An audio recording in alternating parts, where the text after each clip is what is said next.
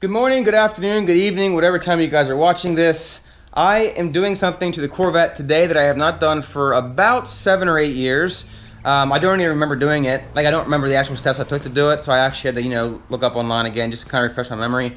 But I am changing the fuel filter on a 1991 Corvette.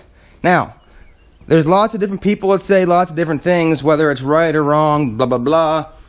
But it's a good idea to start the car first, and once it starts, you want to pull out the fuel pump fuse, which is the fuel pump is in the back in the gas tank.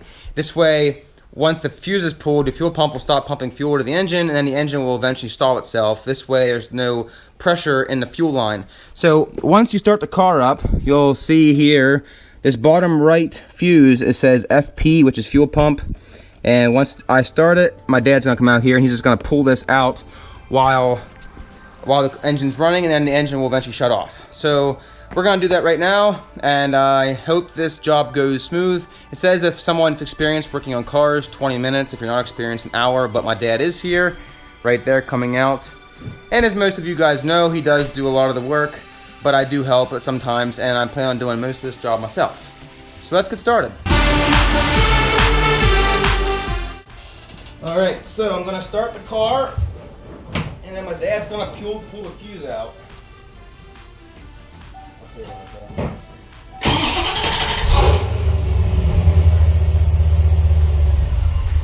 Wow, that didn't take long at all. Alright, so the fuse is now out, and we are good to go now on removing the fuel filter. Now, I'm gonna jack the car up right now. I only have it up a little bit and it's a little tight. I don't want to have to be working like a T-Rex underneath there, so I'm gonna jack it up a little bit higher, and then I'll show you guys where the fuel pump's located. My dad just corrected me, it's fuel filter, just so you know. Alright guys, so this is the passenger side of the car. Here's the front, where the front tire goes. So underneath here, I don't have this yet because I have the jack over there, but the fuel filter is right here. So you want to take off this bolt and this bolt to remove this heat shield, and the car's not been ran for a while, except for just a couple seconds ago. So this is not hot at all. But I want to take these two bolts off here, which are 10 millimeter, which will take this off, then we can get to the fuel filter.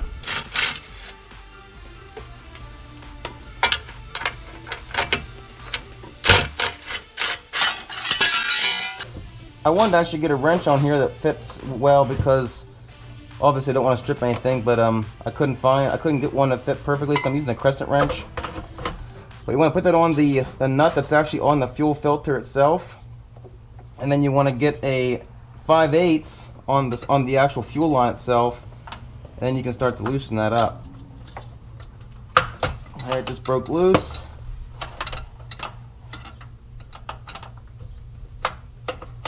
And you just want to loosen it up all the way. Alright, now once you get that side done, it's over to the other side. And actually guys, I actually didn't leak any fuel out of here at all, which is probably since we ran it a little bit there, but that's a good thing.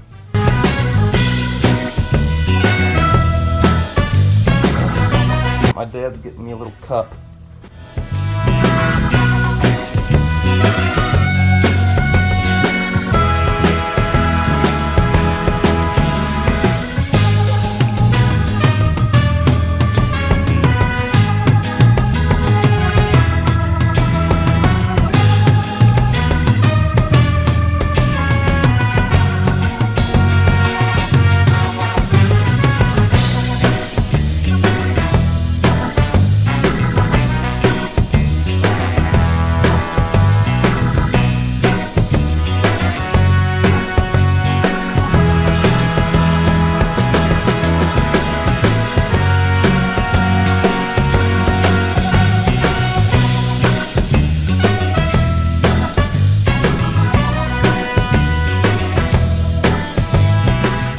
I had a fuel run all over the place, and I got fuel over my arm and stuff. But anyways, once you get both lines released, like loosened, you can actually take this filter. There's a 10 millimeter bolt right here. You loosen up, and then which releases this clamp around the fuel filter, and then you can actually slide this right out of there, put the new one up in, get the lines in, and tighten them by hand just to get that gasoline to stop. Once that's done, you can tighten this back up and then tighten these back up with the crescent wrench and the other wrench.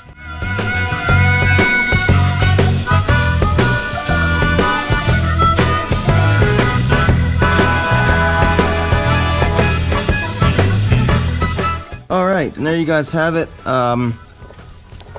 Dried it up as best I could. I don't see anything leaking now, but the best way to know if it is once you're done with all this, you want to put the fuel pump's fuse back in and then start it, pressurize the system, and then if you have any leaks, of course, it'll leak right here pretty bad. So we're going to do that next, but everything underneath here is done. That's tight, and that is tight, and we should be good to go. Oh, one thing I forgot is on this filter, you will see an arrow and it says flow. You want to make sure the flow arrow is pointed towards the front of the engine. That might be common sense for some people, but for others it might not be. So just make sure you have that just like that. Before we start up, before I turn the key and put the fuse back in and all that stuff to make sure the pressure is good, I did just want to say one thing because I'm sure some people are going to mention it, and I just want to be clear. A very good idea to do and to be prepared for is instead of sitting there waiting for 3 cups, 4 cups, 5 cups of gas to leak out, I read on a forum somewhere yesterday that the best thing to do is just have all your tools ready, and once you break those lines loose and it starts to leak, just keep working through it, get everything out of the way, get your new pump in, fuel tightened up by hand so the gas stops. Because I lost about 5 cups of gas. Not upset about it or anything, but and if you have a lift where your car's up in the air, it would be so much easier. But since I'm down here and it's real low to the ground, it's kind of hard not to do it the way I did it. But for anyone watching that has not done it before and wants to, try to have all your tools ready. And once the gas starts leaking, just work as fast as you can, get the new one up in there and tighten it right up. I didn't do it that way. I got gas all over my left arm, which is fine. I got it cleaned up, but that's what you'd want to do if you're doing it yourself. Alright, so I'm going to put this fuse back in. Again, it's the bottom right. Just want to stick it in there and push it all the way in. So now that the fuse is back in, we're going to come over here and get back in the cockpit of the Corvette. And when we turn the key, we should hear the fuel pump kick on. And now I'm going to do it one more time just to make sure it's completely full. And now we're going to see if she starts. Started. I want to go over here and check for any kind of leaks. Alright, so as you guys can see, no fuel leaking anywhere at all. So if you had a fuel leak here, you would definitely see it because it would be squirting out, but I don't see anything. Looks really good. Alright guys, well I don't see any leaks at all anywhere. I actually lay there for probably 3 or 4 minutes and just watched it, and I didn't see anything leaking out. I think it's completely good to go now. I did get underneath there and put the shield back up underneath, the heat shield from the catalytic converter, which is hollow, but there still gets really hot. But as you guys can see, the car is running very well. I'm not able to drive it to see if it performs any better because of my tire issue, and if you guys watched my previous video, you know what that issue is, and I'm very disappointed, very upset about it, but it's all good. Could be a heck of a lot worse. But that's how you replace a fuel filter in a 1991 Corvette. It's very simple. Again, 20 minutes if you're experienced and about an hour if you're not. I do a lot of work on my own cars, but a lot of that work you guys don't see because a lot of stuff I've been doing lately my dad's been doing for me. But as far as oil changes, transmission fluid changes, that kind of stuff, I do all that myself. I do the fuel filter in all my cars by myself, all that stuff. But for this, it was only my second time ever doing it. The first time I did it was 8 years ago. A lot of you guys might think 8 years is a long time, but it's only been like 18 to 20,000 miles since then, so it's not terrible. But that's how you replace a fuel filter. If you guys have any questions, please comment below. I really appreciate you guys watching this one. I hope this helps you guys out. If you guys had any questions, hope you guys enjoyed this video. Please give it a thumbs up. Please subscribe. Take care, and I'll see you later. Bye.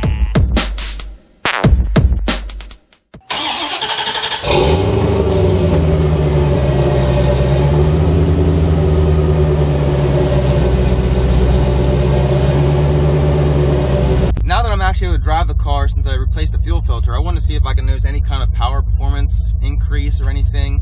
I don't know how bad the old filter was. Like I said before, it was like 8 years old, had like 20,000 miles on it. But I want to see here now if it has any kind of difference in power. So, yeah.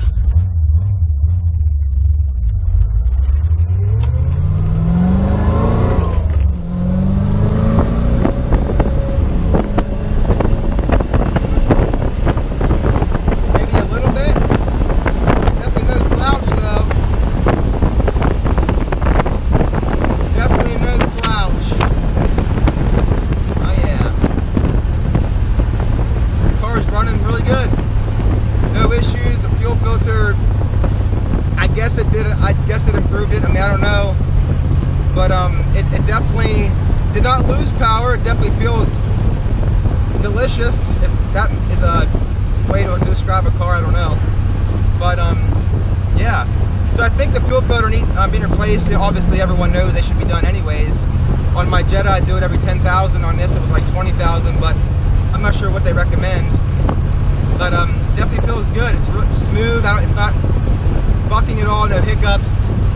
And since I replaced my throttle position sensor a few weeks back, months back, and now also with the fuel filter replacement, I think she's running really good. So yeah, I'm excited. Can't wait to go to the Corvettes of Carlisle. I already got my my pass. I ordered my pass. I know where I'll be at. Once I get that information, I'll let you guys know. I would love to meet you guys there. I love meeting people. I'm a people person, as you guys can probably tell. I love meeting anybody, and especially subscribers. That would be awesome. So yeah, I'll let you guys know when I find that more information about that.